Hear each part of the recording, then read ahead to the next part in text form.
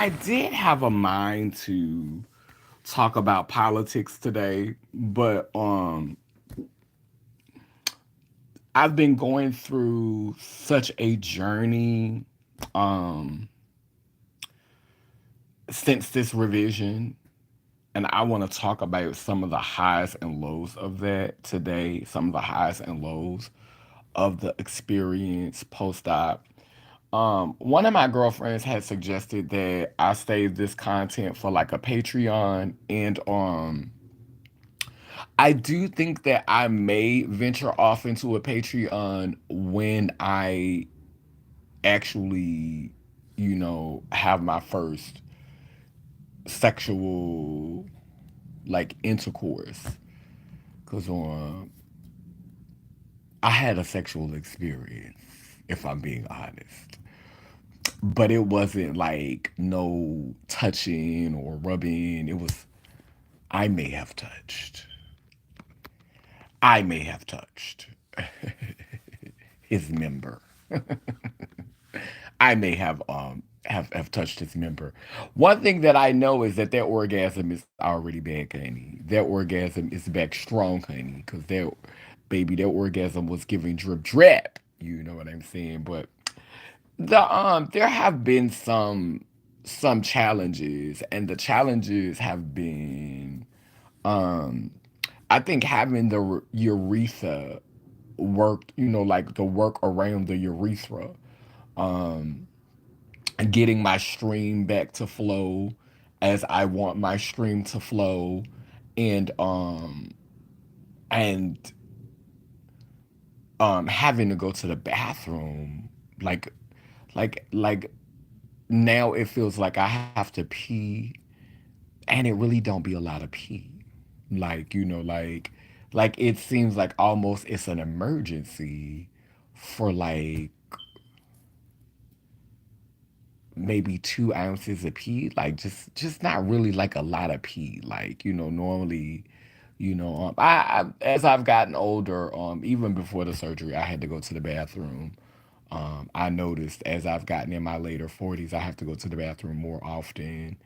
But it just seems like it just be like a real life situation. Like I really be like having to pee bad, and then I'll actually pee, and it'll be like, I'll pee for like maybe 30 seconds.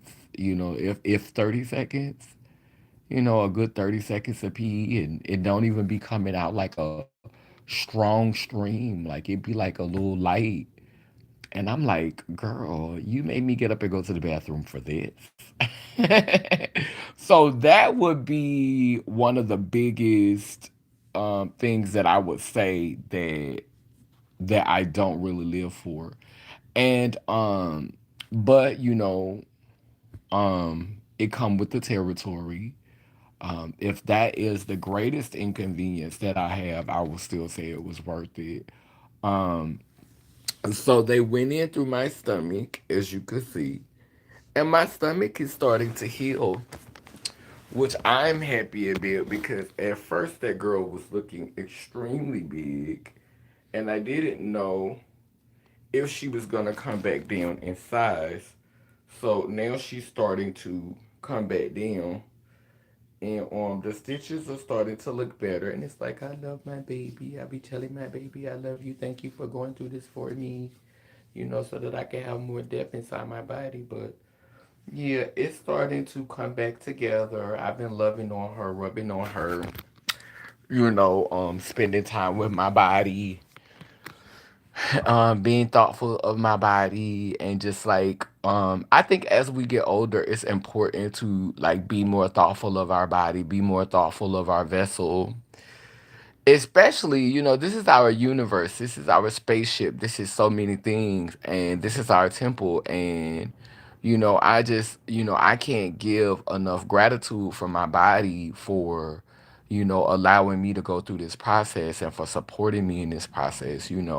I speak to every cell in my body, all of the blood that's flowing through my body, all of the organs, every member, every limb of my body, the congregation, the universe. And I'm just really, really grateful that I was able to go through this process and come out with results that were pleasing to me.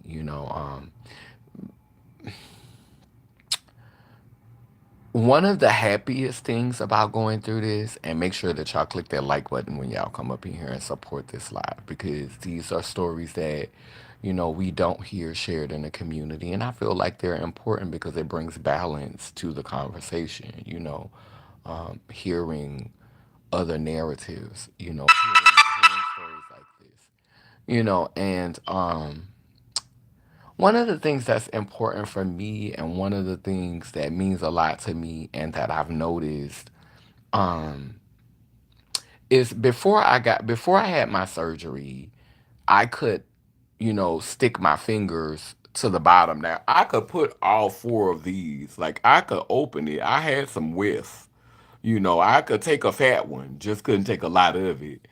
And and I used to be able to stick my four fingers in there, and the longest finger could touch the bottom. So the longest finger would speak to how much depth I had. So this one, no tea, no shade, but this one would be the length of depth. So I've tried to do that now, and I don't come nowhere near like, and it's crazy because like before the surgery, it was like a duck off spot. Like it was giving me nook and cranny, like duck off spot. Like this is your little peek in action. We gonna dip in for a second. Like it was giving me that, and now it's giving me let's take a long walk around the park. Like it's giving me like take a walk with me. Come take this journey. Like let's, we gotta. It's giving me and And another thing, even though you could still like feel the stitches inside of the canal, and they did a lot of work. Like I want, like there were highs and lows with the hospital because I've said that before. When you go in there, they make you feel like you're on the menu, and I want to paint a painting that speaks to that. That's gonna be my next painting. Hospital mania, surgery mania. I don't know what I'm gonna call it, but I wanted to speak to the capitalism aspect of it. But all in all, the craftsmanship of the canal and the work that they did, like you could literally feel like when I'm, like probing it, because I've probed it with my own hands, because the dilator is not gonna allow you to feel like your hands can feel. And so I've been like doing a little probing up in there. And when I had the penile inversion, it felt kind of like it felt like my hand, but it felt like my hand covered with like a moisture because it's always wet because it's tucked inside of your body. So I can't say a sweaty armpit because a sweaty armpit is not gonna be as smooth. You know what I'm saying? Because you grow hair in your armpits, and like a penile inversion doesn't give you sweaty armpit tees. But if you were really trying to be cute, there could be a comparison there, like it's a layer of skin, and the skin does not have a lot of complexities. The skin is not complex, it's just a smooth layer of skin that is lubricated by moisture from it being tucked into a warm place. And so there is moisture there because it's inside your body. It's in between your thighs. Your legs are always closed. That area is going to get heated. That area is going to produce moisture because of where it's located at. And so it's gonna produce a certain amount of moisture because it's tucked away. It's inside, it's tucked inside of you. And depending on how long your canal is, then that will probably make it even moister when you're getting up into, because you are walking and you're moving, and this spot inside of your body is retaining all of that moisture from being overheated, which works to your advantage in a romantic situation. But there was not like before the revision, all of the skin felt the same. It didn't feel tissuey. It just felt like inverted skin, and that was for me. I think that perplexed me a little bit, but now I'm feeling different kinds of tissue. I'm feeling like, and it's warmer. Like it's warmer in there. Like it's warmer, and there's a different consistency in the tissues. Um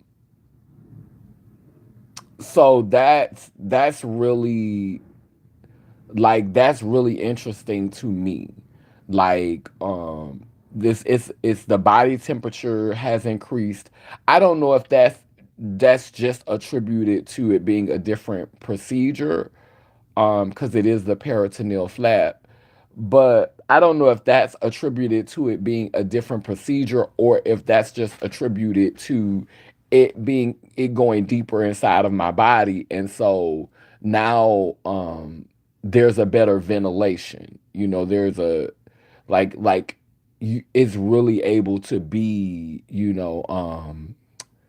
really able to feel the heat, the added heat, because it's a deeper canal now.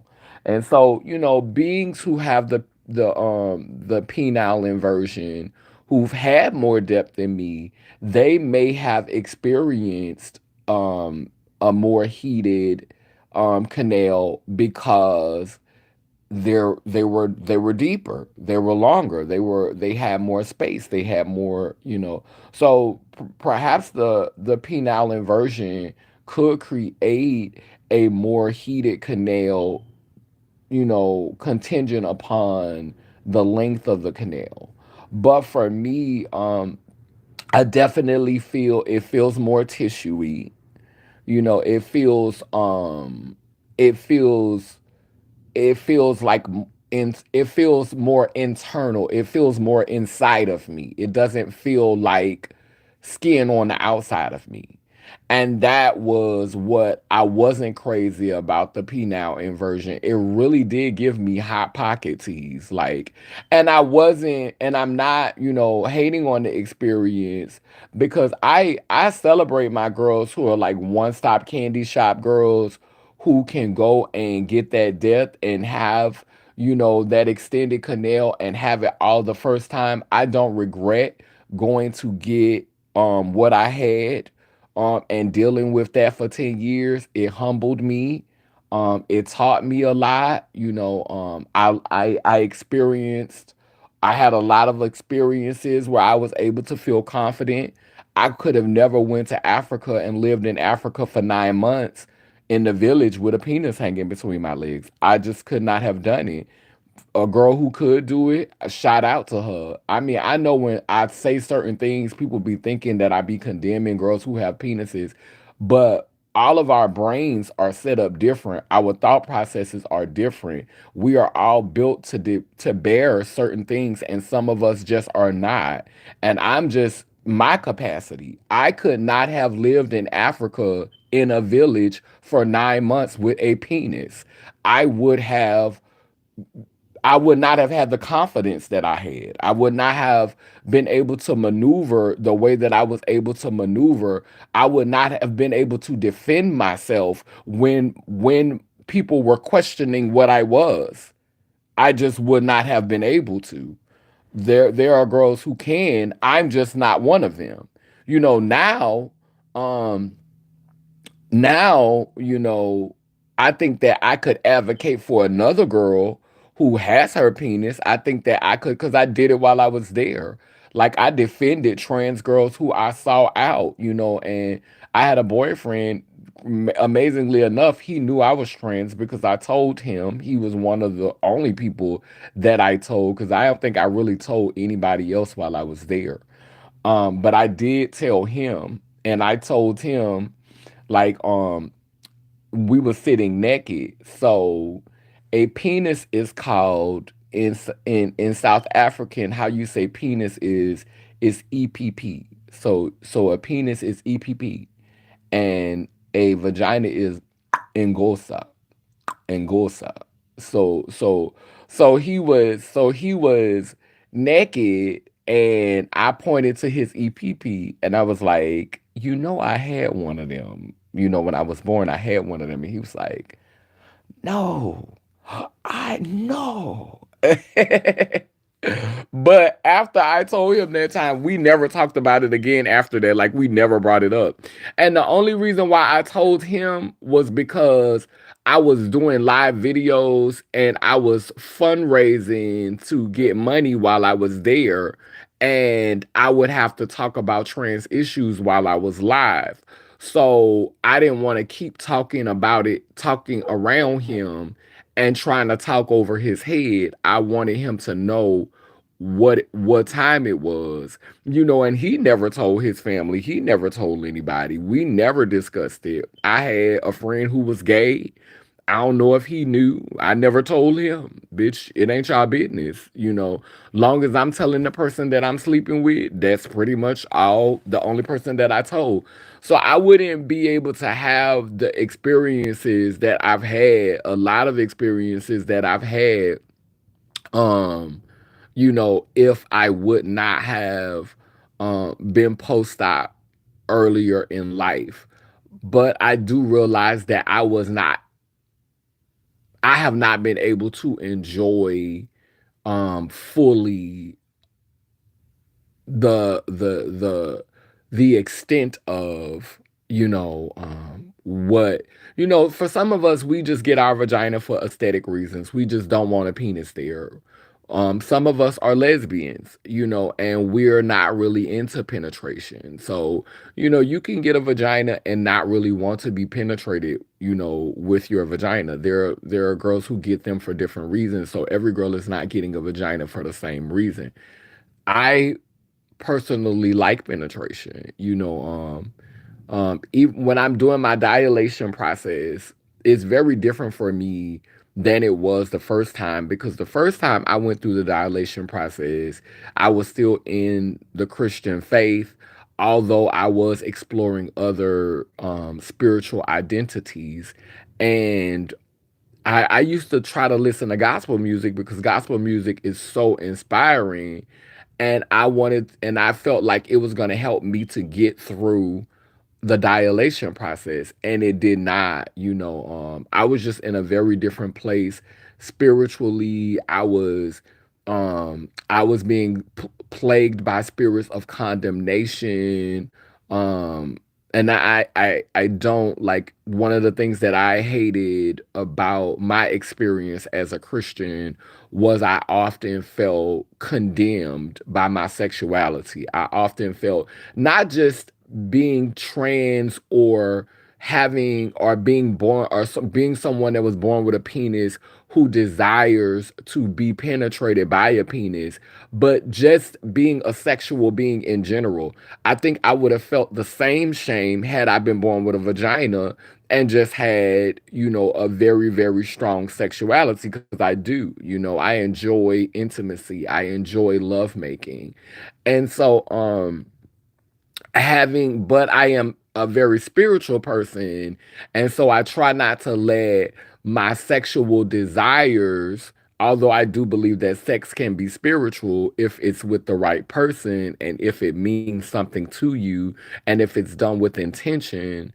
But there are these moments where I feel like, I just want my energy to be my energy and not necessarily to intermingle with anyone's energy. Those moments of consecration where you're consecrating yourself and you are, exploring yourself and being with yourself and setting with yourself. And so, when I was going through that process as a Christian and I would try to listen to music and I would be dilating, I just started feeling nasty. I started feeling dirty. I started feeling like something was wrong with me.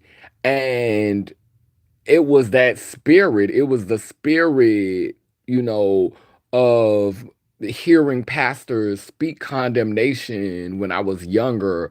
Like it was that old timey, backwoods energy that kept me from just sitting in my sexual power, sitting in the vitality of my sexuality and being able to command that without shame and having dignity in that process.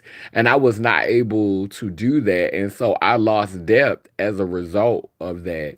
And so now just being in this different space where I'm like, I'm more mature spiritually, sexually.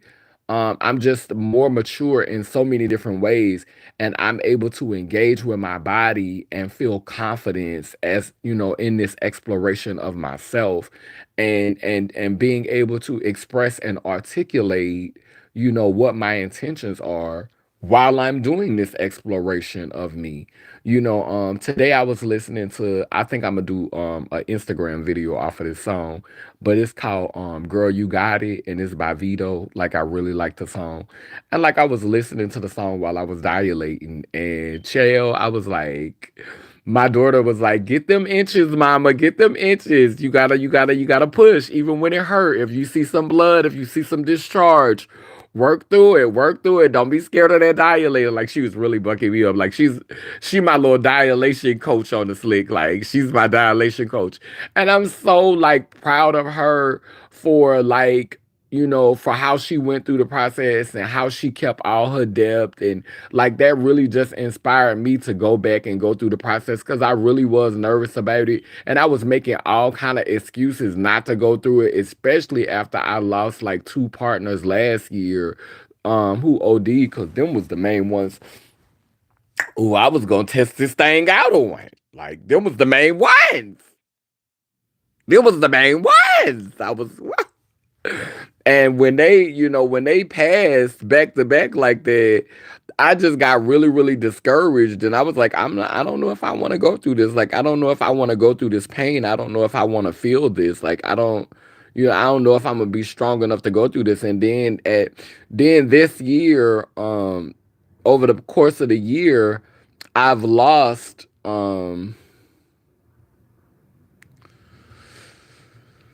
I want to say I've lost like 33 pounds, like 33 or 34 pounds. I went from being like 226, and I think I stepped on the scale today and I was like 192. So, my goal is to be 170. It's taking a little bit longer because I thought I was going to be 170 for my birthday. It did not happen, but I'm like 192 now, so I still got like 22 pounds to go. Low key, I want to be 165 so I could have like grace days where I could just like eat and cut up and have them extra 5 pounds. I say 170, but I really want to be 165. So like 170 is not giving me like grace. Like 165 will give me grace. So like when I have a fat day and I want to just eat, then yeah, I like if I could get to 165, then that would be sickening. But for right now, I'ma stop saying 170 as a goal. I'm just gonna, like say 180, and then once I get to 180, then I'm gonna say 170. So for right now, my goal is to get to 180 because I've gotten to 190. I just need to get to 180 now, and my so since I've had the revision, I've been feeling a lot more confident in myself, and when you start to feel that confidence, you start to think about stealth. You start to think, do I want to do videos? Do I want to be visibly trans? Do I want to be out here like telling my stories and putting people in my business? Like, girl, you done got scooped out, girl. Like my sister Octavia called it. She said, girl, you about to go get scooped out, girl. So it's like you start feeling confident when you see, you know, when you see what your body can do now, and it's like, do you want to go hide in the shadows? And that's why it was so much fun to hang with empathy, because empathy keeps me grounded, like it keeps me from like I might entertain the idea or entertain the notion, but I'm just glad to have people around me who keep me rooted and remind me, to celebrate my whole story and to celebrate my whole narrative, not just to just fall in line with the heterosexual, my ability to navigate in heterosexual spaces and to have heterosexual experiences, and just to not forget, like, and I think that's what me and empathy are for each other. I help empathy to stay grounded in a lot of ways, and empathy helps me to stay grounded in a lot of ways. So, I appreciated spending time with her during the healing process, because I ain't gonna lie, when I put that dilator in me and I was and them dots was disappearing and I was seeing how much I could take, and girl, I had threw this human hair wig on, girl, and I was bitch, girl, cause who, girl? LGBT what? Girl. Girl, what? The LGBT girl. I don't know what you're talking about. Trans what? Oh, girl, I had a moment, girl. I went through like a little moment, girl, like a little brief moment, girl, but I was like, LGBT. Girl, this is the C. Girl, what? Mia, this is tuna. this is this is bumblebee tuna. This is albacore, bitch. This is tuna, bitch. LGBT, not certainly, certainly not me.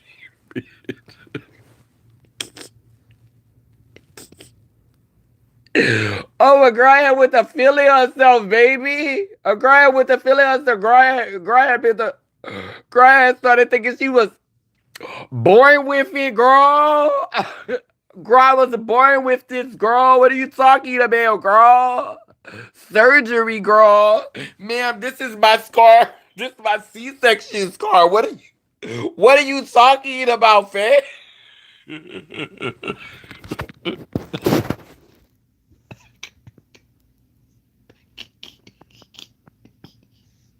Bitch, I had to sit that UBL wig on top of my head, girl, and saw them dots disappearing, girl. Yeah. Then I got back. Then I got around empathy, and I was like, okay,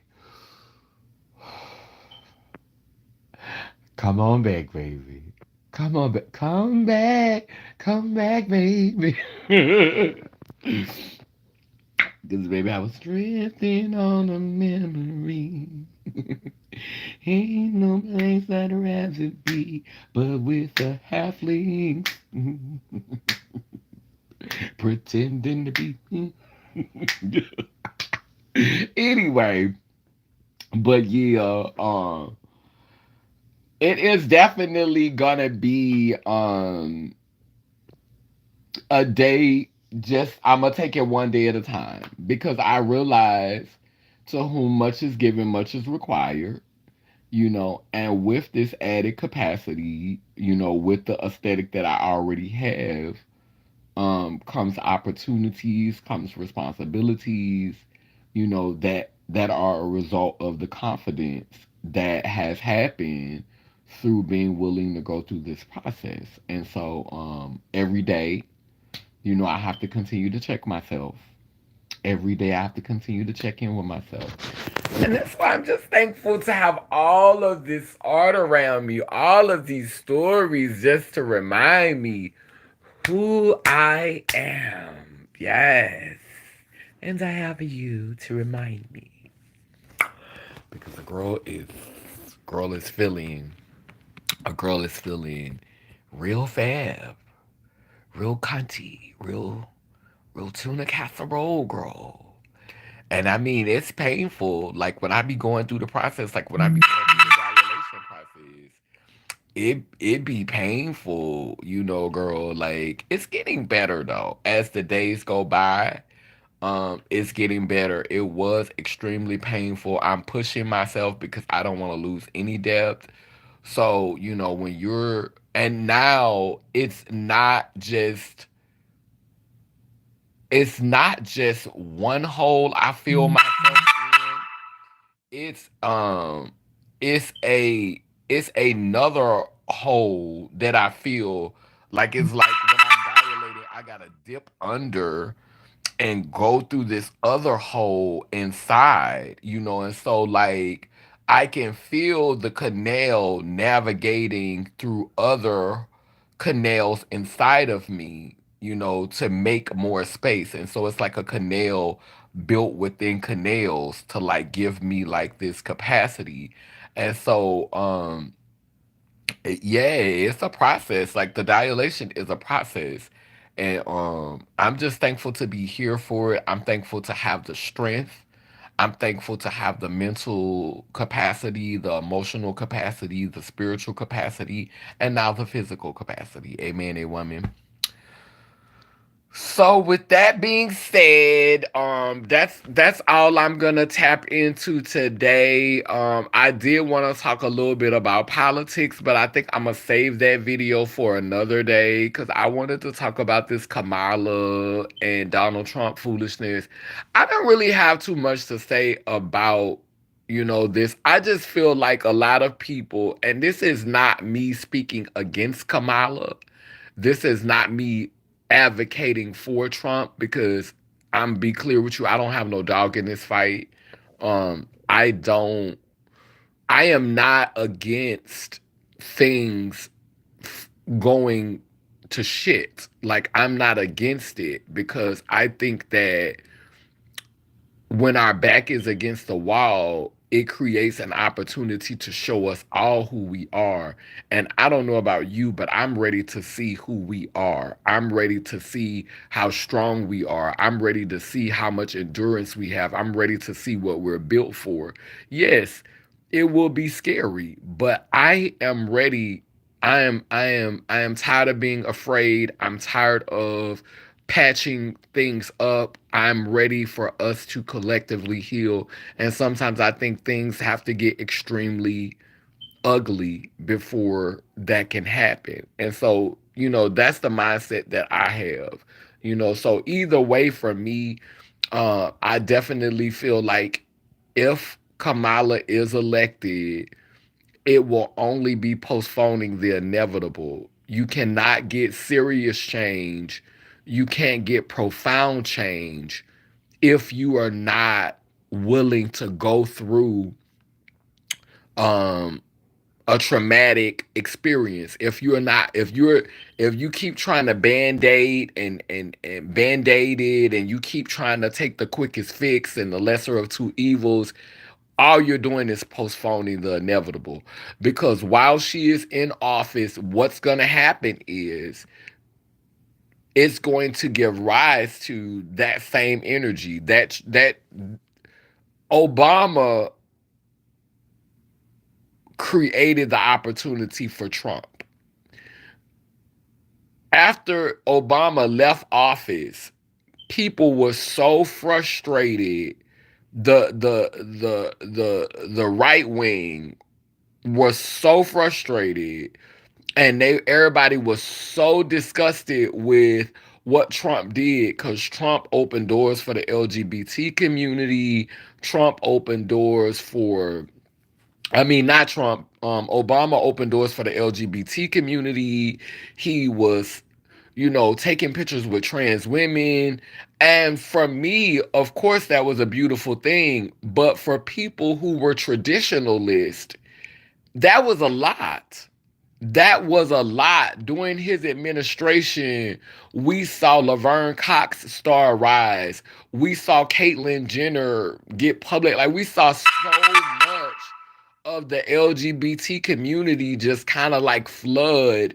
And so, for right wing people who have been living in this conservative world most of this country's history, that was a lot to happen in a short term. And that will always be associated with that black man. That will always be associated with that Kenyan man, that will always be associated with his administration. And so, for people who are traditionalists and conservatives, it's like when the Democratic Party gets in and they start doing all of these things that are, some of them are beautiful, some of them are amazing, but sometimes it'd be a lot for conservatives to swallow. It'd be a lot. Like, they founded this nation for it to run a certain way and for it to be a certain way. And that's, I mean, all of them looked alike. When they were creating the Constitution, it was a whole bunch of white men with wigs on and stockings in a room together that had made a pact, and it was basically the Constitution. And so now you have all of these people that are flourishing and thriving without their permission under the Constitution. And a lot of times, the Democratic Party is almost like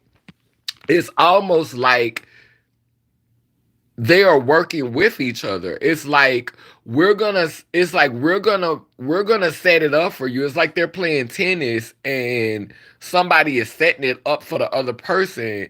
And so, like, Kamala gonna get in office, and I think that Kamala is gonna be a part of an agenda that is gonna be so, I don't know. Hopefully, all of these youngsters, like, maybe the world has changed enough to where we have enough young people coming up that are not so caught up on conservative issues that maybe Kamala's administration won't be won't trigger a lot of these old, Caucasian, um, far right wing people, because, right wing, left wing is still the same bird.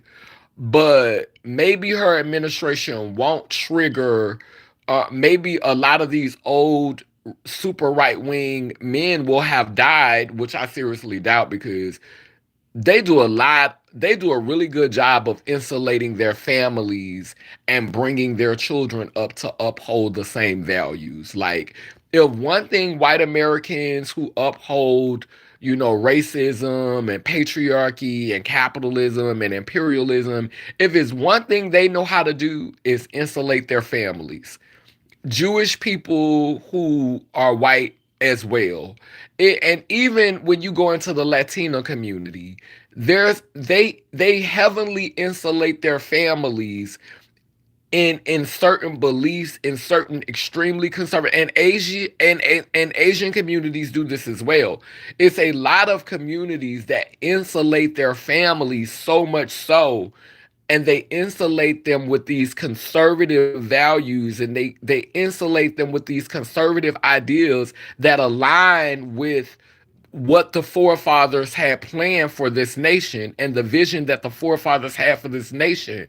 And so, a lot of our a lot of our feel melanated beings, they they want to see this construct stay intact. They want to see a lot of these things stay intact, and so they insulate their culture, they insulate their beliefs, they insulate their ideas, and so what the far left has a tendency to do is it bombards them and it gives them way too much at one time, and it triggers the rise of a Trump like energy.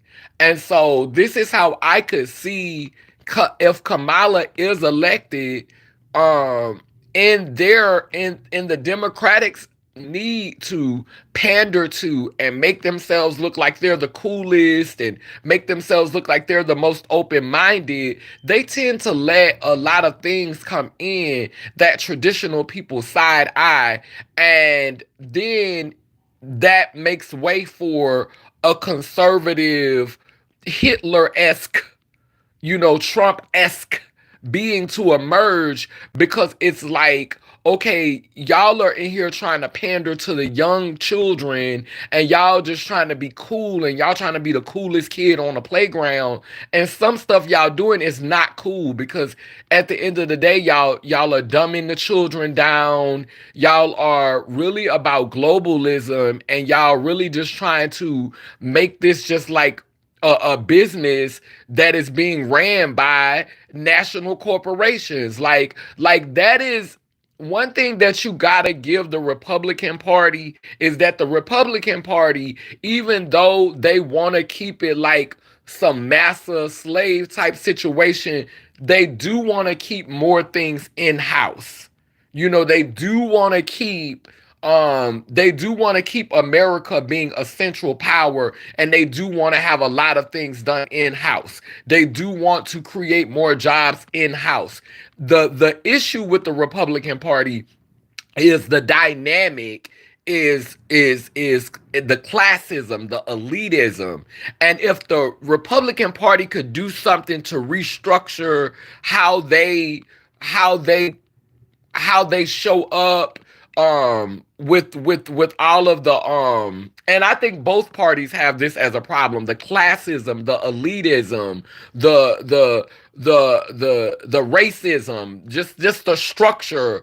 But there are good principles in the Republican Party, because the Republican Party is not trying to do all of this overseas, let's bring everybody in, let's get money from everywhere, let's pander to little children, let's try to get the, like, because a lot of the Republican Party, the strength comes from the elders who have this old money. So that's those are some things that I could agree with with the Republican Party, is how it has a stronghold for the elderly, and how it has a stronghold in America, a stronghold with American resources, and how it values, what our nation has. Those would be positives that I could say for the Republican Party. Now, with the Democratic Party does often present itself as more liberal. It often presents itself as more expansive, more diverse. But at the same time, it often seems like, because it does not have the resources and the old money that the Republican Party has backing it, it is willing to go to any lengths, to get those resources, to get that money. And so that's when the integrity starts to become questionable with the Democratic Party. Like, why are you doing all of these things? Are you doing these things sincerely, because you really, want to make a change? Or are you just like pandering? Are you just trying to reach audiences that that the Republican Party will never be able to reach, because the Republican Party is not really here for diversity? The Republican Party is not really here for expanding. The Republican Party is here for more to keep things, to keep the stronghold, to keep things a certain way, to keep things facilitated a certain way.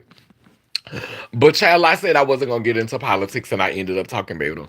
So let me get off this live. But we'll delve more into this. We'll delve more into this in another video. But be sure, as you come on, to click the like button and to support this video. I'm going to light a candle. I'm gonna light a black candle today.